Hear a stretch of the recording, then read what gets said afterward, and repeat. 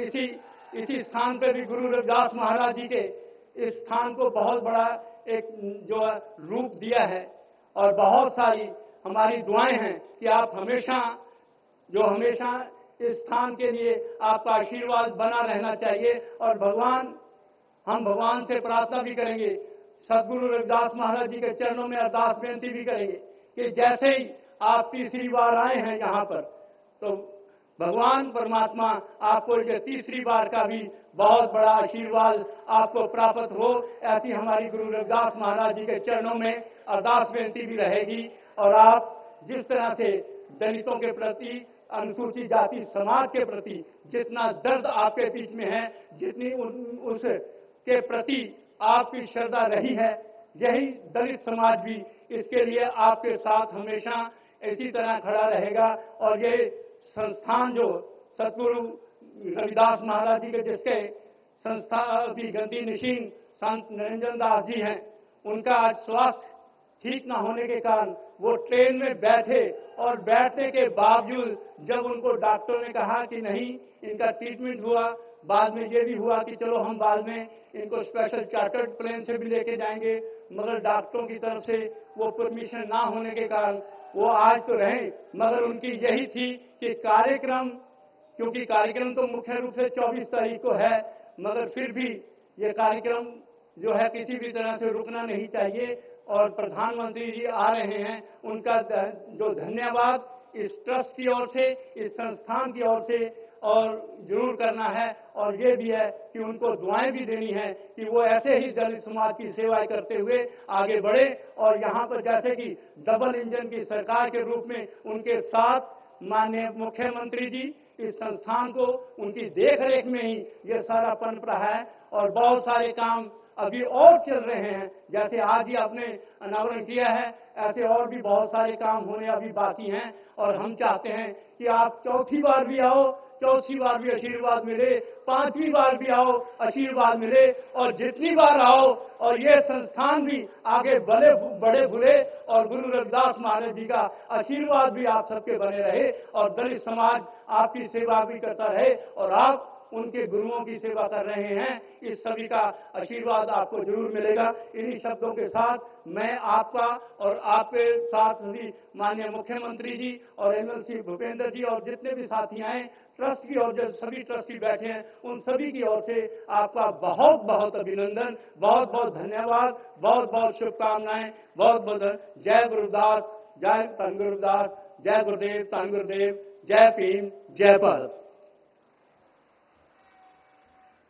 बोले ईश्वर निरपेक्ष श्री रविदास महाराज की।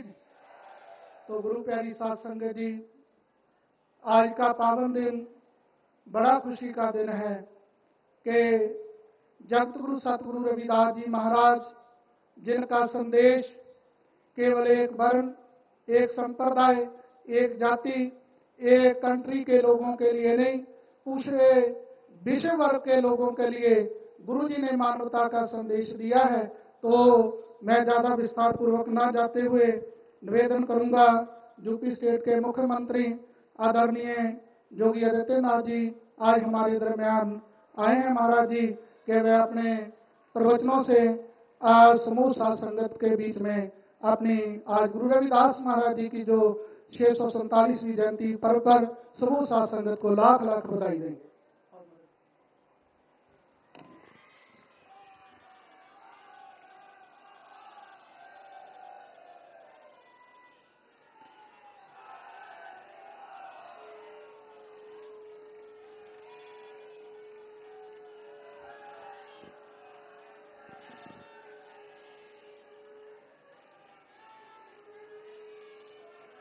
सदगुरु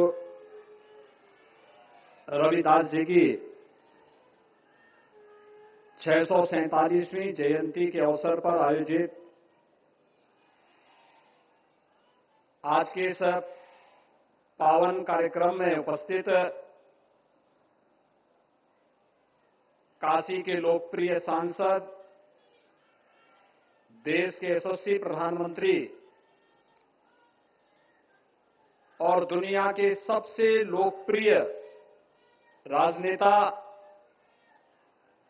आदरणीय श्री नरेंद्र मोदी जी, अखिल भारतीय रविदास धर्म संगठन के उपाध्यक्ष श्री नवदीप दास जी, पूर्व सांसद और पूर्व अध्यक्ष राष्ट्रीय अनुसूचित जाति आयोग श्री विजय सांपला जी, पूर्व सांसद श्री एस.एस. ढिल्लों जी, जनरल सेक्रेटरी श्री सतपाल हीरा जी, प्रदीप दास जी, भारतीय जनता पार्टी के प्रदेश के अध्यक्ष और विधान परिषद सदस्य चौधरी भूपेंद्र सिंह जी, सुखबीर बाघमारे जी, देश के और दुनिया के कोने कोने से पधारे सद्गुरु रविदास जी महाराज के सभी अनुयायी भक्तगण, उपस्थित बहनों और भाइयों, आज काशी की धरती पर सद्गुरु पूज्य संत रविदास जी महाराज की 647वीं पावन जयंती समारोह के आयोजन में हमारे देश के यशस्वी प्रधानमंत्री जी का आगमन हुआ है। मैं इस अवसर पर प्रदेशवासियों की ओर से आदरणीय प्रधानमंत्री जी का हृदय से स्वागत करता हूं, अभिनंदन करता हूं। अभी आदरणीय प्रधानमंत्री जी के कर कमलों से पूज्य संत सद्गुरु रविदास जी महाराज की इस भव्य प्रतिमा का लोकार्पण का कार्यक्रम संपन्न हुआ है। इस अवसर पर प्रधानमंत्री जी के कर कमलों से अभी बहुत सारे कार्यक्रमों का लोकार्पण और शिलान्यास का कार्यक्रम आयोजित होना है। मैं अग्रिम रूप से सद्गुरु पूज्य संत रविदास जी महाराज के सभी अनुयायियों को, भक्तों को, काशीवासियों को, आप सबको इस अवसर पर हृदय से बधाई देता हूं। आप सबके प्रति अपनी शुभकामनाएं भी देता हूं। आज हम श्री गोवर्धनपुर में आते हैं तो यहां पर हम लोगों को एक नया स्वरूप काशी की ही तर्ज पर देखने को मिलता है। आज से 10 वर्ष पहले यह एक कल्पना थी, विवाद थे। ये जो यहां पे समागम होता है, इतना भव्य समागम, जगह नहीं मिल पाती थी, सड़कें संकरी थी। लेकिन हम सब आभारी हैं आदरणीय प्रधानमंत्री जी के, जिनकी दूरदर्शिता, जिनका मार्गदर्शन और जिनके नेतृत्व में आज सद्गुरु पूज्य संत रविदास जी महाराज का पावन तीर्थ एक बार नई भव्यता के साथ, नई दिव्यता के साथ चमकता हुआ दिखाई दे रहा है। और सचमुच इसके लिए आप सबको हृदय से बधाई।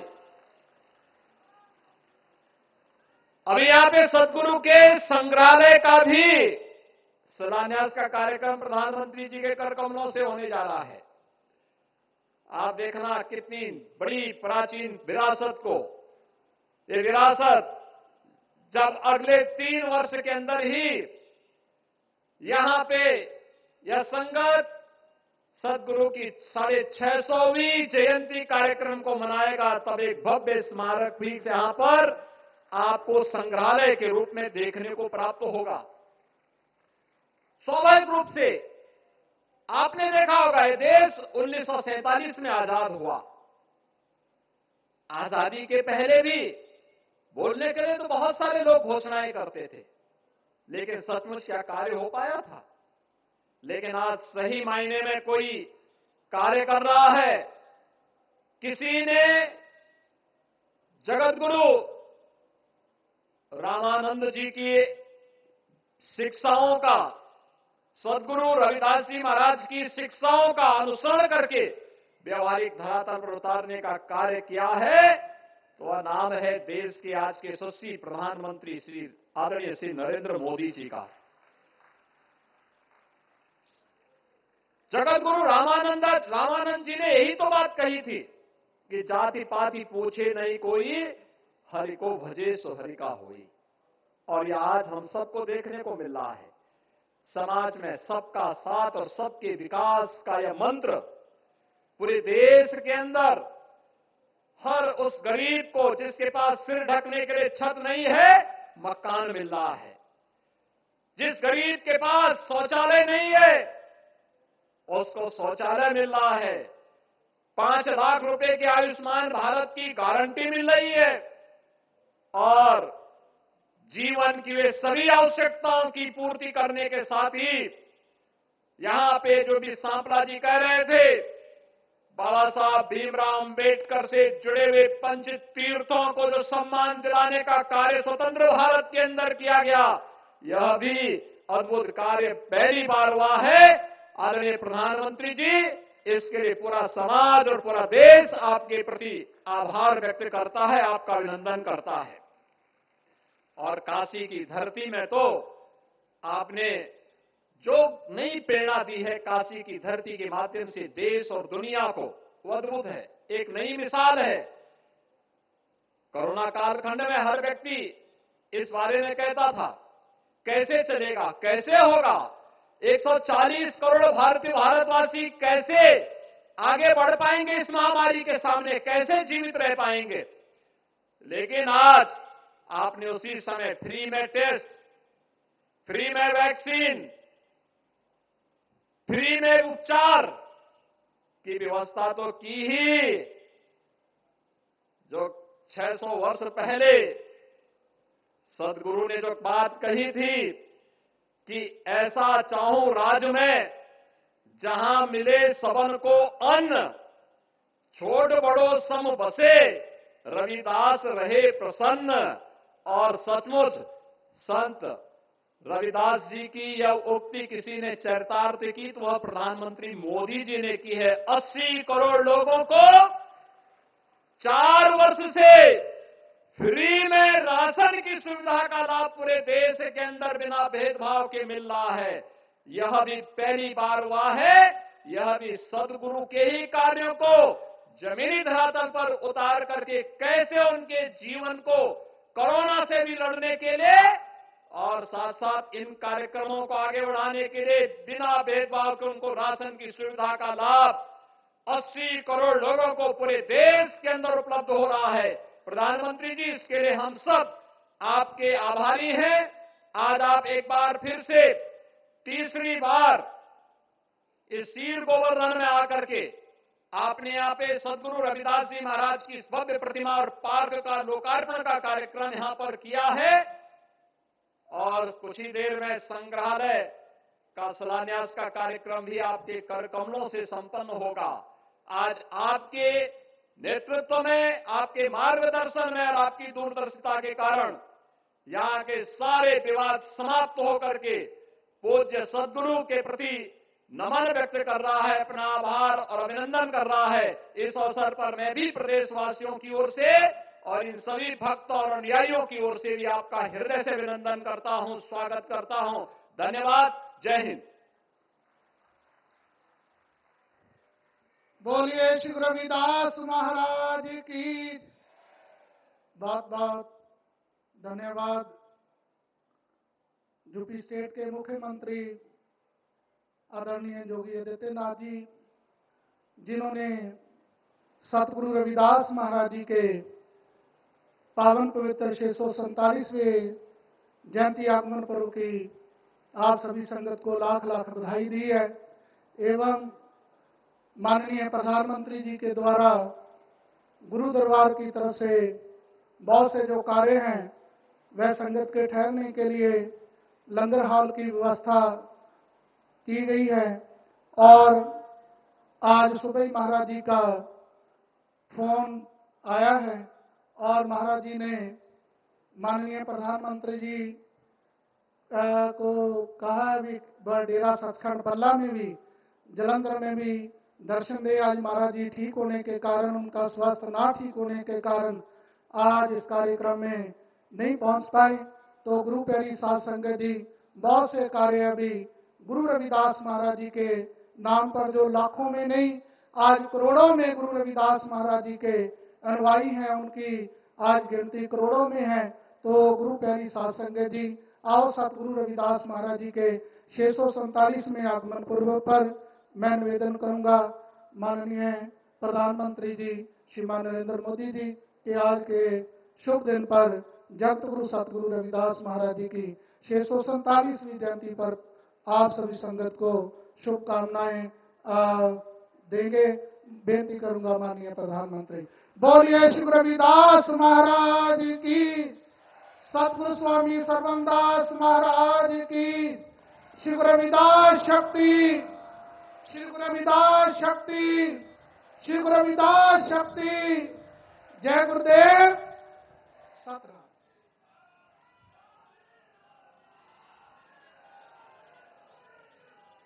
जय गुरु रविदास। उत्तर प्रदेश के मुख्यमंत्री योगी आदित्यनाथ जी पूरे भारत से यहां पधारे सम्मानित संतजन, भक्तगण और मेरे भाइयों एवं बहनों, आप सभी का मैं गुरु रविदास जी जन्म जयंती के पावन अवसर पर उनकी जन्मभूमि में स्वागत करता हूं। आप सब रविदास जी की जयंती के पर्व पर इतनी दूर से यहां आते हैं। खासकर मेरे पंजाब से इतने भाई बहन आते हैं कि बनारस खुद भी मिनी पंजाब जैसा लगने लगता है। ये सब संत रविदास जी की कृपा से ही संभव होता है। मुझे भी रविदास जी बार बार अपनी जन्मभूमि पर बुलाते हैं। मुझे उनके संकल्पों को आगे बढ़ाने का मौका मिलता है। उनके लाखों अनुयायियों की सेवा का अवसर मिलता है। गुरु के जन्म तीर्थ पर उनके सब अनुयायियों की सेवा करना मेरे लिए किसी सौभाग्य से कम नहीं है। और भाइयों बहनों, यहां के सांसद होने के नाते, काशी का जनप्रतिनिधि होने के नाते मेरी विशेष जिम्मेदारी भी बनती है। मैं बनारस में आप सबका स्वागत भी करूं और आप सबकी सुविधाओं का खास ख्याल भी रखूं, ये मेरा दायित्व भी है। मुझे खुशी है कि आज इस पावन दिन मुझे अपने इन दायित्वों को पूरा करने का अवसर मिला है। आज बनारस के विकास के लिए सैकड़ों करोड़ रुपयों के विकास परियोजना का लोकार्पण और शिलान्यास होने जा रहा है। इससे यहां आने वाले श्रद्धालुओं की यात्रा और सुखद और सरल होगी। साथ ही संत रविदास जी की जन्मस्थली के विकास के लिए भी कई करोड़ रुपयों की योजनाओं का लोकार्पण हुआ है। मंदिर और मंदिर क्षेत्र का विकास, मंदिर तक आने वाली सड़कों का निर्माण, इंटरलॉकिंग और ड्रेनेज का काम, भक्तों के लिए सत्संग और साधना करने के लिए, प्रसाद ग्रहण करने के लिए अलग अलग व्यवस्थाओं का निर्माण, इन सब से आप सब लाखों भक्तों को सुविधा होगी। माघी पूर्णिमा की यात्रा में श्रद्धालुओं को आध्यात्मिक सुख तो मिलेगा ही, उन्हें कई परेशानियों से भी छुटकारा मिलेगा। आज मुझे संत रविदास जी की नई प्रतिमा के लोकार्पण का भी सौभाग्य मिला है। संत रविदास म्यूजियम की आधारशिला भी आज रखी गई है।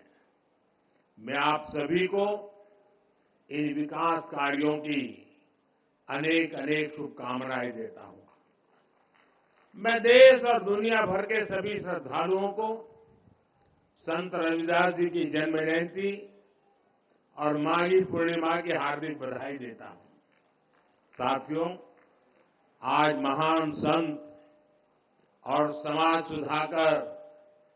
सुधारक गाडगे बाबा की जयंती भी है।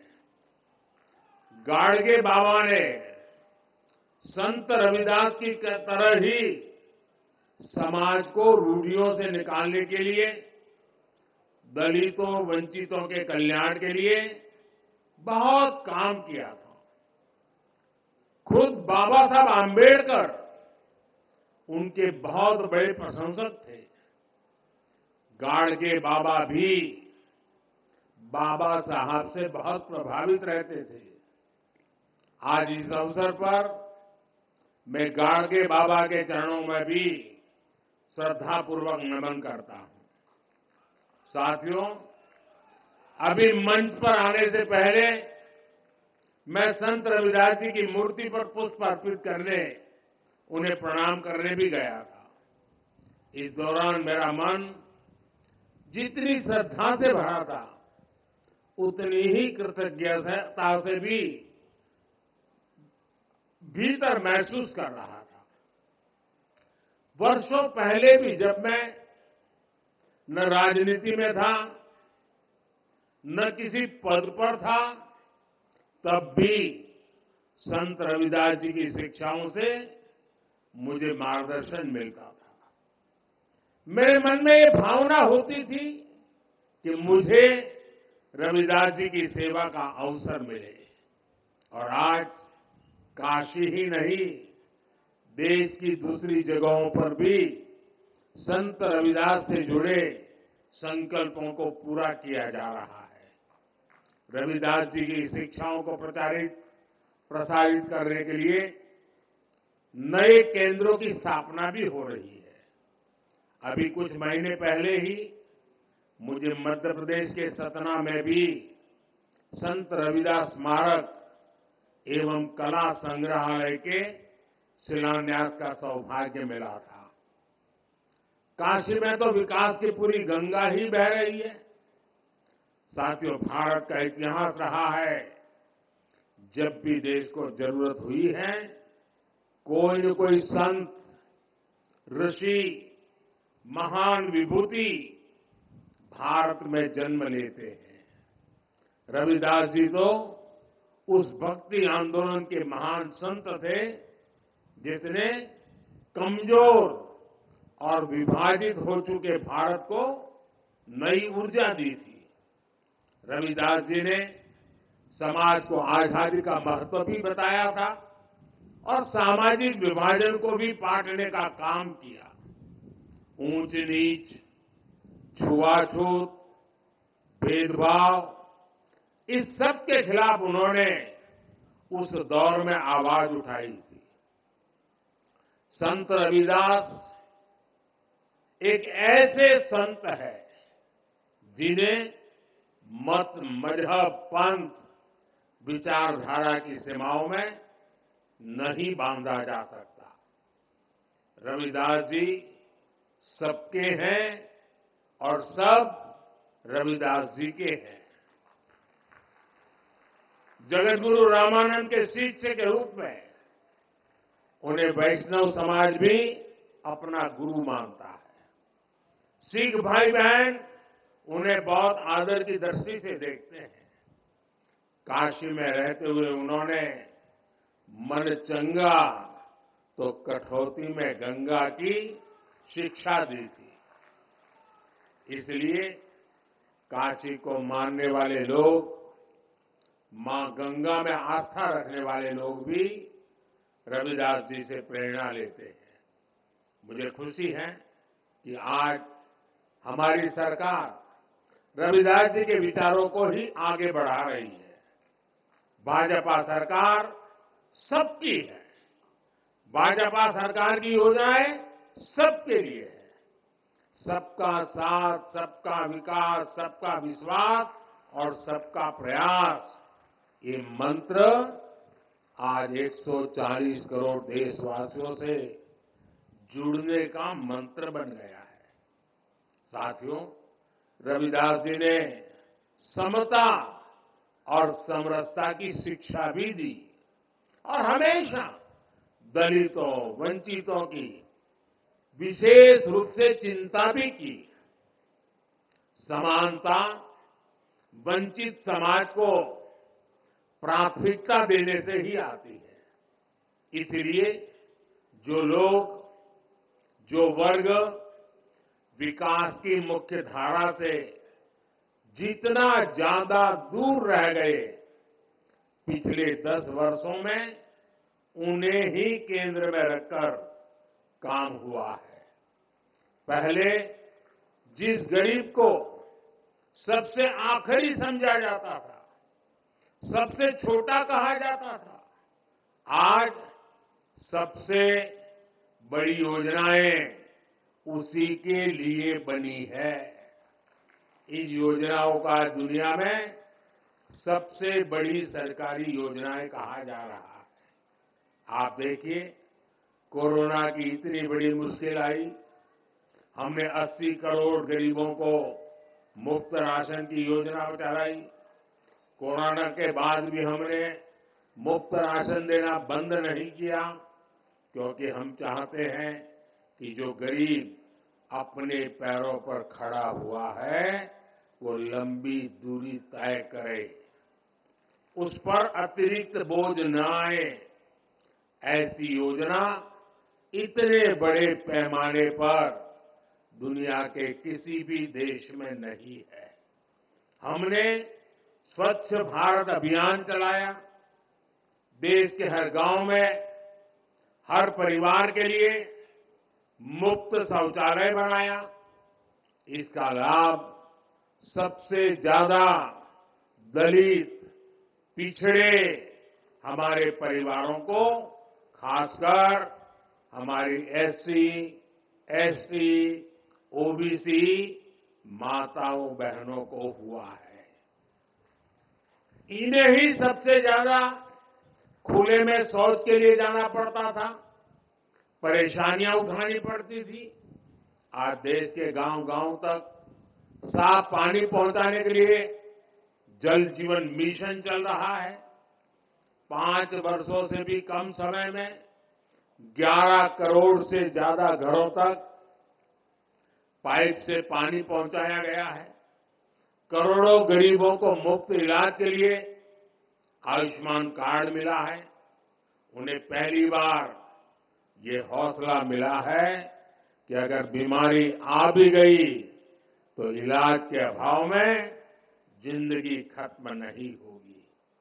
इसी तरह जन-धन खातों से गरीब को बैंक जाने का अधिकार मिला है। इन्हीं बैंक खातों में सरकार सीधे पैसा भेजती है।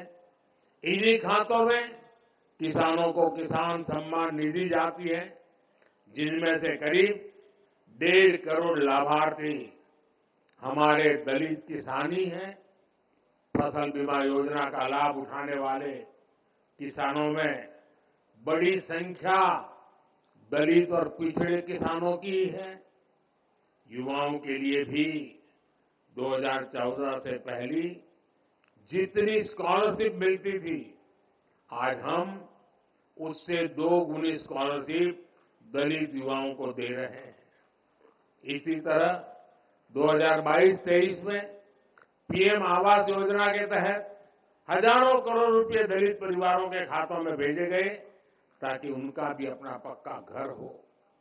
और भाइयों बहनों, भारत इतने बड़े बड़े काम इसलिए कर पा रहा है क्योंकि आज दलित, वंचित, पिछड़ा और गरीब के लिए सरकार की नीयत साफ है।